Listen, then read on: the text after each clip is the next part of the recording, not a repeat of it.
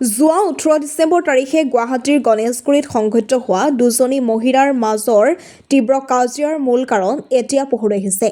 জানিব পৰা মতে এই ঘটনাৰ কেন্দ্ৰবিন্দুত আছে এজন বিবাহিত পুৰুষ জহিৰুল ইছলাম চৰ্দাৰ। জহিৰুল ইছলামৰ বিবাহ পতাৰ ক্ষেত্ৰত ইতিমধ্যে পাৰ্গত বুলি অভিযোগ উঠিছে। 2-3টা বিয়াৰ পতাৰ পাছতো তেওঁ পুনৰ আন এজনী যুৱতীৰ সৈতে প্ৰেমৰ সম্পৰ্ক গঢ়ি তোলে বুলি জানিব পৰা গৈছে। এই বিষয়টো পত্নী মমিনা বেগমে গম পাই গুৱাহাটীৰ মাজমজিয়াত জহিৰুলক অনুসৰণ কৰে আৰু হাতে লোটে ধৰে। তাৰ পিছতেই দুজনী মহিলাৰ মাজত চুলি টানাটানি আৰু তীব্ৰ বাক-বিতংগা আৰম্ভ হয়, যাৰ ফলত ৰাজহুৱা স্থানত অপ্ৰীতিকৰ পৰিস্থিতিৰ সৃষ্টি হয়। ইফালে জহিৰুল ইছলামে সামাজিক মাধ্যমত নিজৰ পত্নী মমিনা বেগমৰ সৈতে ইতিমধ্যে বিবাহ বিচ্ছেদ হৈ গৈছে বুলি দাবী কৰে। কিন্তু এই দাবীক মমিনা বেগমে স্পষ্টভাৱে খণ্ডন কৰি কয় যে যদি সত্যই বিবাহ বিচ্ছেদ হৈছে তেন্তে বিচ্ছেদৰ আইনগত নথিপত্ৰ জনসমুহত দেখুৱাব লাগে। আনফালে প্ৰশ্ন উঠিছে, জহিৰুলৰ এই সকলো কুকীৰ্তিৰ বিষয়ে তেওঁ কথিত প্ৰেমিকাক অৱগত আছিলনে? কিয় এটা পৰিয়াল ধ্বংস কৰাৰ পথত আগবাঢ়িব লাগে?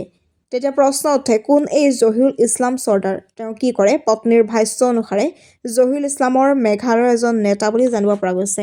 সকলো মানুহে গম পায় যিটো মোৰ হাজবেণ্ডক মই ছোৱালী লৈ ধৰিলোঁ, সেইটো ভিডিঅ'টো ভাইৰেল হৈছে। তাৰপিছত আমি এই ছোৱালীটোক ধৰাৰ পিছত তাতে আমাৰ মাৰপিট হৈ গ'ল। মাৰপিট হৈ যোৱাৰ পিছত আমি এটা কেছ দিলোঁ। কেছ দিয়াৰ পিছত ফিৰ আকৌ মোৰ নামত মিছা ইনজাম এটা নিউজ বনাইছে মোৰ হাজবেণ্ডে, আৰু ছোৱালীটোও বনাইছে। বনাৰ পিছত মোক কৈ আছে কি মই ডিভৰ্চি হয়। ঠিক আছে, মোৰ হাজবেণ্ডে মোকতো ডিভৰ্চ দিয়া নাই। ডিভৰ্চ যদি দিছে তেহেঁতে তো মোক ছ'চিয়েল মিডিয়াত তাই দেখাব লাগিব মোক যে ডিভৰ্চ দিছে আৰু কি। আজি মই 1 বছৰৰ পৰা মই ঘৰত আহি আছোঁ। মোৰ হাজবেণ্ডে এটা কিবা সৰু মিটিং এটা বনাইছে, মিটিং পাতিছিলে। মিটিং পাতি কৈছে তুমি 1 মাহ কাৰণে ঘৰত যোৱা। তাৰপিছত মোৰ হাজবেণ্ড লৈ যোৱা নাই ঘৰত। মই গোৱালপাৰাতে আছোঁ। মোৰ হাজবেণ্ড অহা যোৱা কৰি আছে, সপ্তাহত 2 দিনকৈ আহি আছে যাই আছে। মোৰ হাজবেণ্ডৰ লগত মই ভালে আছোঁ। মাজৰ পৰা ভিলকিছ জান্নাতে মোৰ সংসাৰটো বৰবাদ কৰি আছে। তেহেঁতক অলৰেডি মই ফোন কৰি ভালকৈ বুজাইছোঁ, তুমি এটা ছোৱালী মানুহ হয়, বেলেগৰ লগত তুমি বিয়া পাতিব পাৰিবা, মোৰ হাজবেণ্ডক এৰি দিয়া। আমি দুটাকে ছটি নাছোঁ আৰু আমাৰ বাল বাচ্চা 4টা আছে।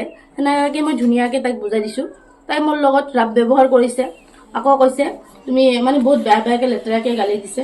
গালি দিয়াৰ পিছত তাই মোক ৰিজেক্ট কৰাৰ পিছত মোৰ হাজবেণ্ডক বাৰ ফোন কৰি আছে। তাই গুৱাহাটীলৈ মাতে। মোৰ হাজবেণ্ডক যোনদিনা গুৱাহাটীত ধৰিলোঁ মই, সেইদিনা তাই টুৰাত গৈছিল। টুৰাৰ পৰা মই ফোন কৰিছোঁ আপুনি ক'ত আছে? মই টুৰাত আজি থাকিম। তাৰপিছত মই ফ'ল' কৰি যাইহে তেহেঁতক ধৰিলোঁ। মই ধৰাৰ পিছত নিউজ এটা হৈ গ'ল।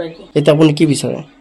এতিয়া মই ন্যায় বিচাৰাওঁ কি মোৰ হাজবেণ্ডক যোনটো মোৰ ছোৱালীটো কৰি আছে বিলকিছ জান্নাতে, মোৰ ন্যায় লাগে। মই এটা লিগেল ৱাইফ হয় তাৰ।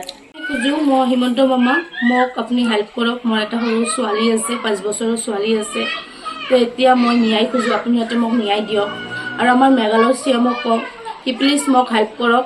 কি মোৰ হাজবেণ্ডে যোনটো কাম কৰি আছে, এটাৰ পৰা 2-3টাকে বিয়া পাতিছে, আকৌ বিয়া কৰিব কাৰণে ৰেডি হৈছে। প্লিজ মোক হেল্প কৰক, আপুনি ইয়াতে ন্যায় দিয়ক মোক।